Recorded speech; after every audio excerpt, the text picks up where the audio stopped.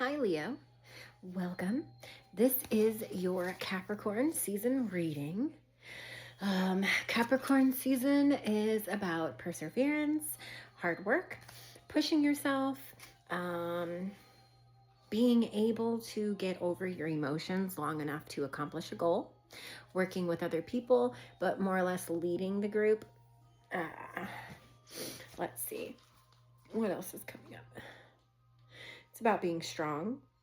It's about conquering your demons. And it's also about being a little mischievous because Capricorns kind of have that little devilish side. Okay? First card. You got a bunch of cards here. First card is your theme of the month. Theme for the month of you. For the month of Capricorn is the Eight of Cups. And already I'm kind of feeling like I am more in my thoughts. I am a little bit pensive. So I feel like the theme of the month for you is going to be contemplation. It's like that gentle pause while you watch how the pieces are being played, how the game is being played, while you regroup before you start another project or start doing something else. Okay. What's going to be happening for you internally? Vigilance. So Capricorns thrive during Capricorn season. Why did I hear that? This is a Leo reading. Okay. I'm hearing maybe your nemesis is a Capricorn. Your frenemy is a Capricorn, which means they're going to be thriving. So you are going to have to be vigilant. You're going to have to be extra aware of what's going on around you and being pensive and watching what's going on around you. Oh, I totally understand that. Excuse me. What's going to be happening for you externally? We have the Empress, which is about growing something, cultivating something, planting a seed, watching it grow. A lot more watching. You're going to be tending to the garden that you've already started growing, that you've already built. And that's kind of cool. That's what's going to happen externally. So everything's matching up as far as, in line, in alignment. What part of your ego, of your shadow, of the little demons in your head are going to be triggered because of what's going on?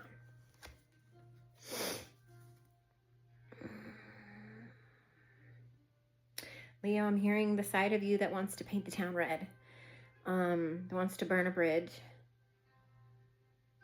but in a mischievous way. Revenge is sweet. Okay. That's going to be the side of you. Ooh, interesting. I'm sorry. There's a lot of thoughts go through my mind. So for you, you're going to be in your revenge era a bit because you're not going to be happy with what's going on and what you're coming up against, but you are going to have the self-control enough to be successful, to be able to observe and play your cards right. So this card right here represents what part of your inner child do you need to listen to, or what can you do to heal and integrate some of your inner child? Okay. This one is the small things. The small little details that go into planning an event, planning a trip, taking care of yourself, keeping your house clean, keeping your car clean, keeping relationships fresh. It's the little things that make you feel like you are fulfilled. Remember, you have to initiate those things without expectations of getting it back. And that's when you'll see it. Okay? So start doing that now. It will help making you feel more fulfilled, but it will also start bringing more abundance and goodness into your life. Okay? Now, let's look at love. So the first card here, this is your theme for love for Capricorn season, Leo. Your theme is the devil, which is what Capricorn season represents. So that's going to literally be all the little things that trigger you, or the your addictions and the things that you indulge in that maybe you shouldn't. So the theme for love for you is coming up against some of your own inner demons.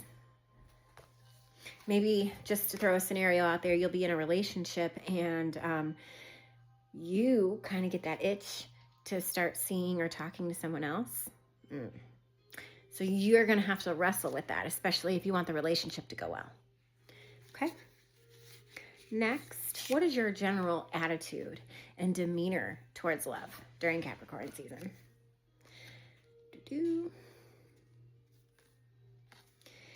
knew no actual good of me, but nobody thinks of that when they fall in love. So, where you're at is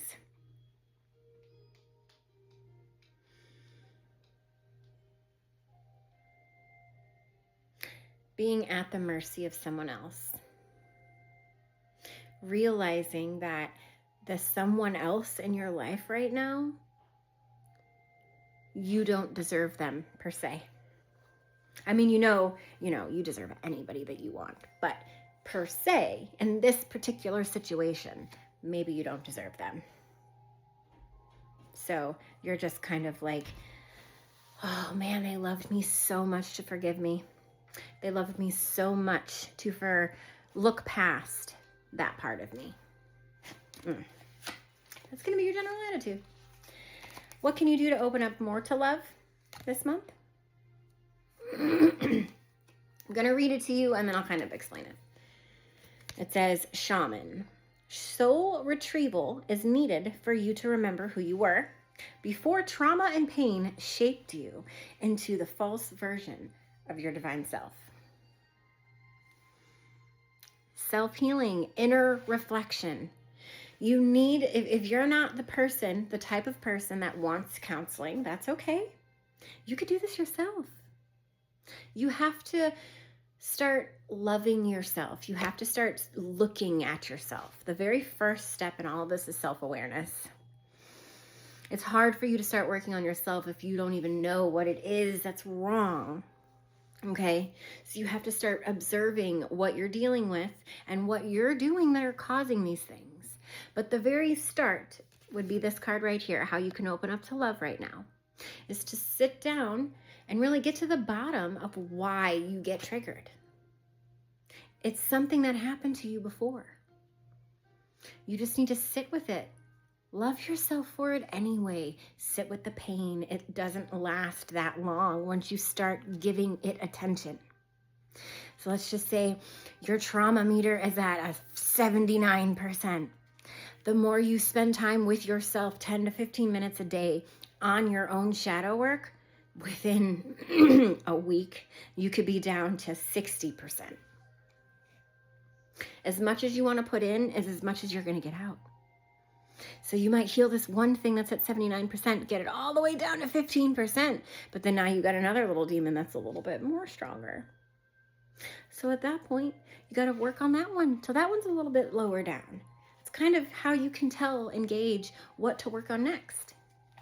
Okay? Because once you're dealing with something and you're healing it, it doesn't bother you the same anymore after a while. So that's the big thing here. Okay? Now I want you to think of a person. Think of your person.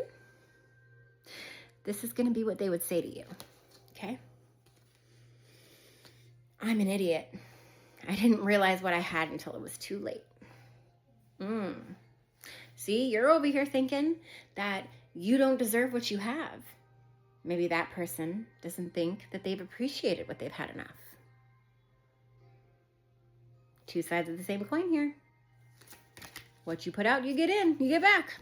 Generally, what you're dealing with internally, your partner is dealing with the same shit. just on with different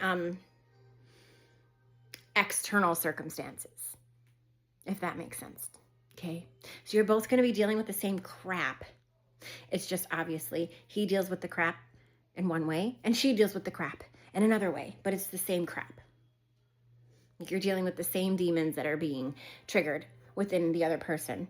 It's just you react a different way. Like if you're a Leo, maybe that person is a Sagittarius. Okay, well, you react differently than a Sagittarius will react.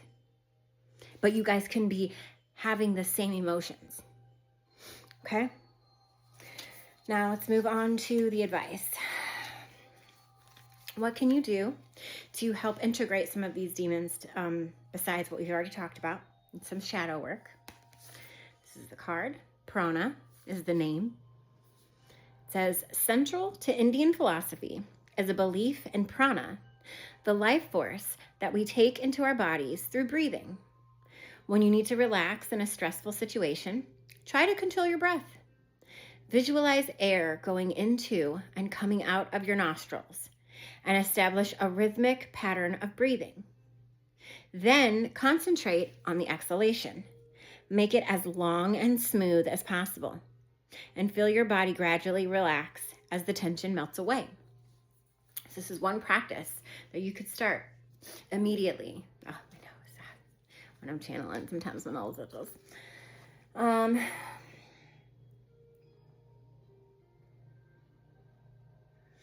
If you do this on a regular basis, A, I heard your blood pressure will go down, but B, I heard it will lower your level of anxiety.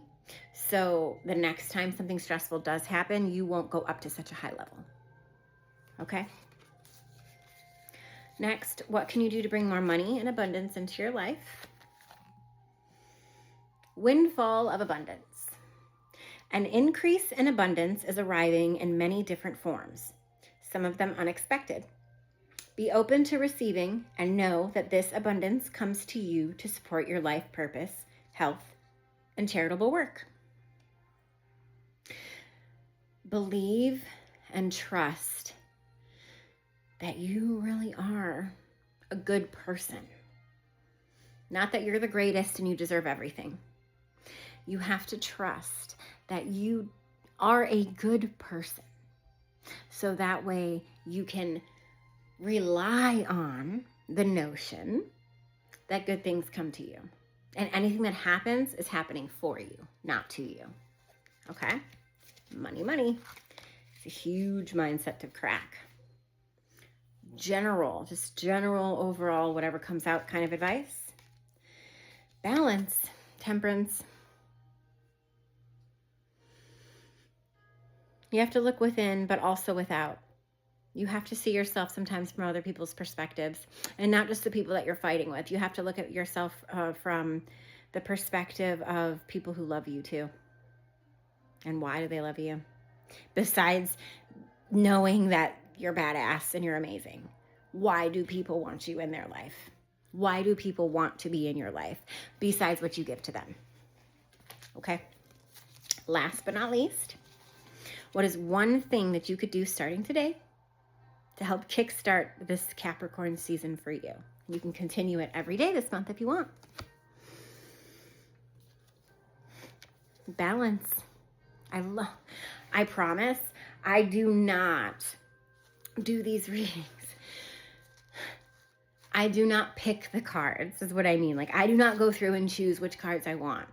I mixed and I put, like, I had them in piles of like 1, 2, 3. So Aries, Taurus, Gemini, and like I made piles for all of the signs, and they all have the same amount of cards in them. And I did not choose them to all say the same shit. Like temperance is about balance.